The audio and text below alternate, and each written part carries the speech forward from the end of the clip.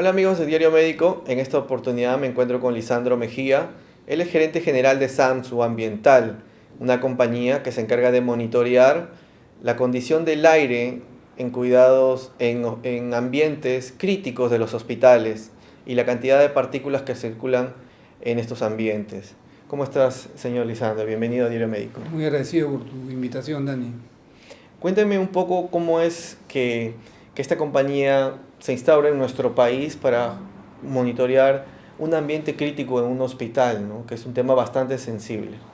Bueno, todo nace de una disposición de la OMS, ¿no? Que hace unos 6 años atrás eh, promulgó la guía práctica para la prevención de enfermedades nosocomiales, ¿no? Estamos hablando de las enfermedades intrahospitalarias, ¿no?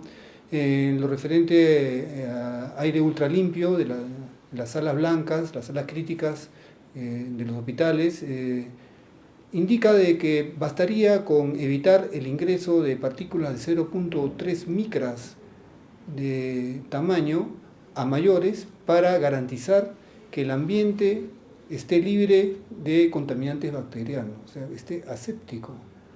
Entonces, la conclusión de todo esto es simplemente tener una forma de poder medir la concentración de partículas. Ahora, la concentración de partículas impacta muchísimo en lo que son las infecciones intrahospitalarias, ¿verdad? Las infecciones intrahospitalarias, no solamente en nuestro país, sino en países de alta vigilancia sanitaria, es un problema de salud pública muy importante, ¿no? ¿Cuánto se beneficiaría un centro médico, un hospital, en estas áreas críticas con una mejor concentración de partículas o la adecuada concentración de partículas, que es la que propone la OMS que debería de tener? Es correcto. Se ha promulgado también la norma ISO, la 16044, en la cual indica, de acuerdo a la clasificación de la sala, cuánto deben ser los límites máximos permisibles de este tamaño de partículas, precisamente 0.3 micras, aunque en Europa también usan 0.5, pero es proporcional. Entonces, dependiendo de la clasificación por el uso que se da a la sala, por decir una sala quirúrgica a pecho abierto debe ser una ISO clase 5. Por dar un ejemplo, esta clase de sala debe tener un límite máximo permisible de partículas de 10.200 partículas por metro cúbico. Entonces, con eso quiero indicar de que es necesario el poder determinar, de acuerdo al uso que le da el centro hospitalario a la sala, poder monitorear la cantidad de partículas de 0.3 micras, en el caso, como dice la OMS, para ver si esa sala está en buenas o malas condiciones. Ahora, bajo la premisa de que el organismo microbiológico contaminante tiene dimensiones físicas que no la vemos, pero se asocia a partículas. Entonces, midiendo las partículas, indirectamente estaremos midiendo la concentración de estos organismos microbiológicos nocivos. Ahora, ustedes tienen una experiencia ganada ya en nuestro país porque han estado monitoreando durante un tiempo el Instituto Nacional de Salud del Niño de San Borja, ¿verdad? Cuéntenos un poco su experiencia dentro de ese instituto. Es correcto, ya hace unos 5 años atrás empezamos nuestro primer contacto con la unidad de TPH, que tiene las salas de recuperación de los niños trasplantados de médula. Entonces, cuando tomamos el primer contacto, el jefe de la unidad nos dio las facilidades para poder hacer un muestreo, ¿no?, del nivel de concentración de partículas que había en las habitaciones, y nos dimos cuenta que estaban excesivamente altos. ¿En un porcentaje cuánto era lo elevado que pudieron encontrar si la recomendación era 10.000 partículas por metro cúbico? Bueno, estamos hablando que estaban encima de los 6 millones. Wow. Entonces, esto sorprendió de alguna manera al personal médico, pero lo bonito de esta historia es que vi cómo el jefe de la unidad, el personal médico en general, de la mano con el jefe de mantenimiento, se comprometieron en cambiar ese statu quo que habíamos detectado nosotros. Estamos hablando de hace 5 años, ¿verdad? Sí, correcto. Hoy en día esto ha variado muchísimo con el monitoreo que ustedes han realizado y las mediciones y las acciones que ellos también han tomado. ¿Cuánto se ha mejorado en cuanto a estas partículas, la suspensión de partículas por metro cuadrado ahora? Bueno, eso ha sido progresivo, ¿no? En el tiempo. Ahora último podemos nosotros mencionar de que ya las salas en condición pasiva, sin personal en su interior, ya están alcanzando la ISO clase 5, que es todo un éxito. Digamos de que está al nivel de una sala quirúrgica. O sea, con el monitoreo se puede medir un poco cuántas son las partículas que queda suspendida en el aire. Pero ¿qué acciones se deben tomar para mejorar justamente la calidad de ese aire?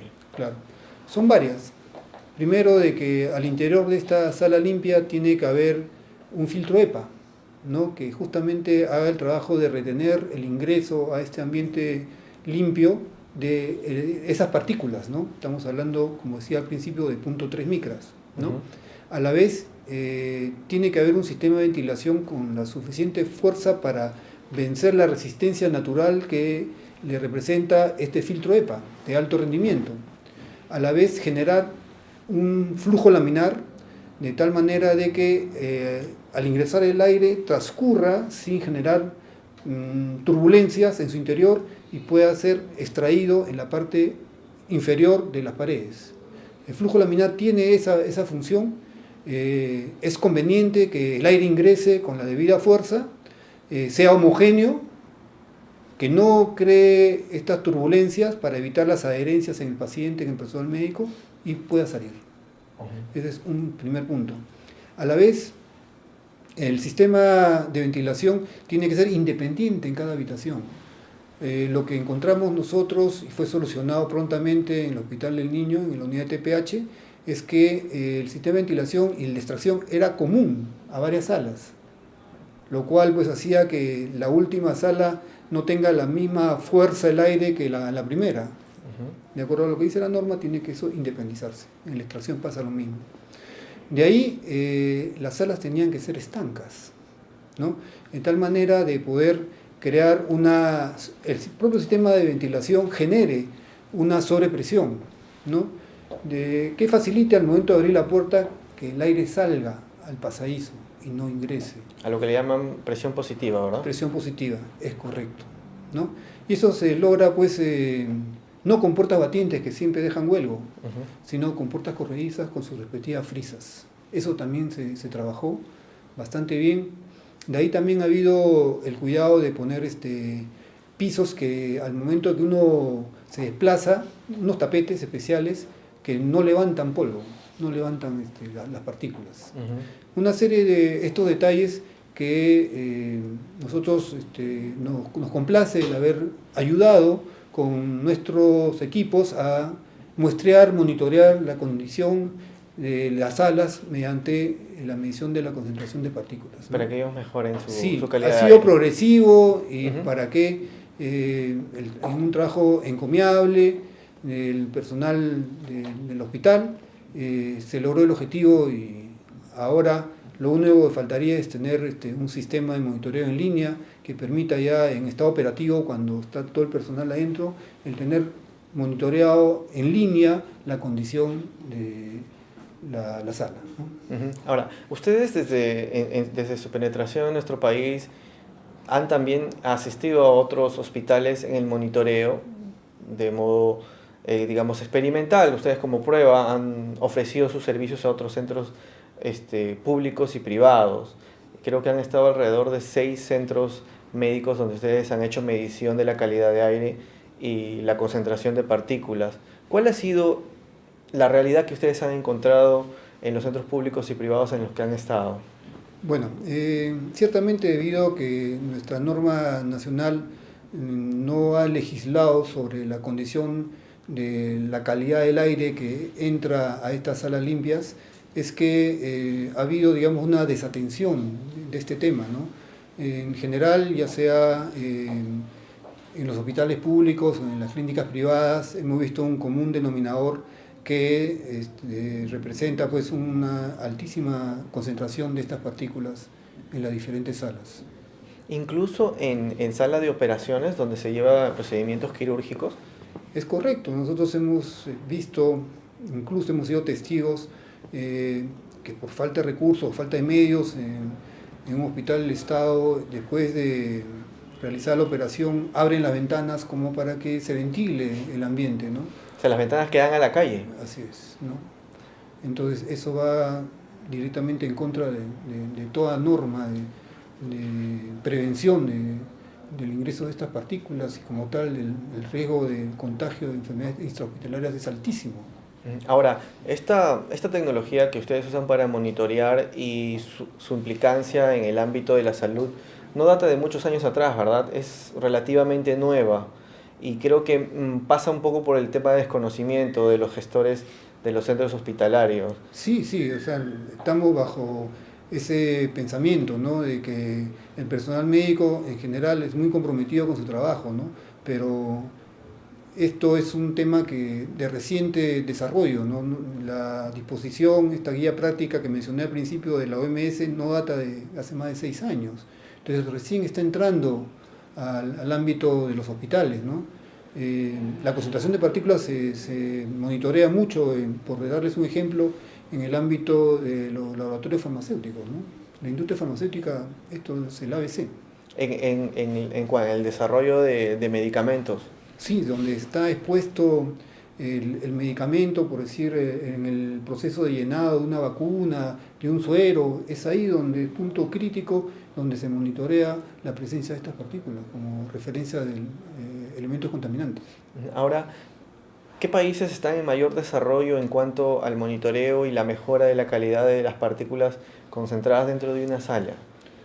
Bueno, los que están a la cabeza del monitoreo de partículas y ver la concentración de estas es en Europa en general, ¿no? Estados Unidos le sigue, recién está entrando también allá.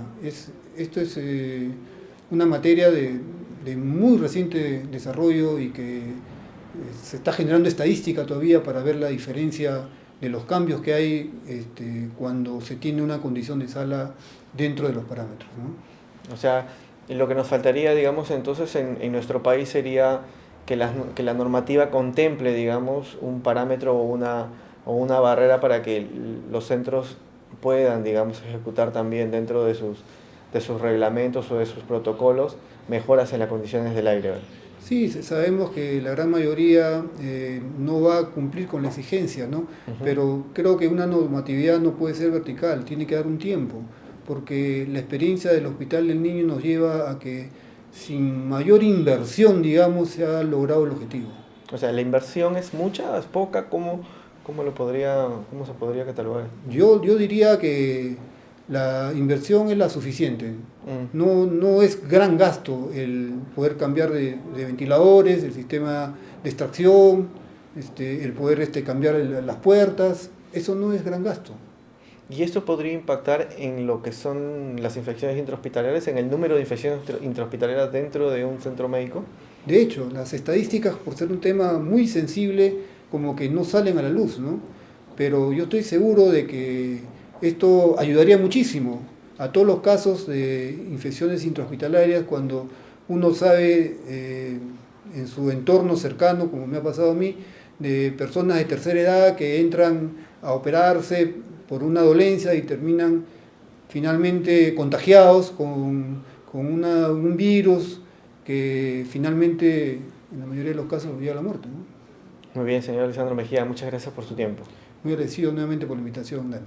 Bien, estuvimos con Lisandro Mejía, quien es gerente general de SAMSU Ambiental, y regresamos con más adelante.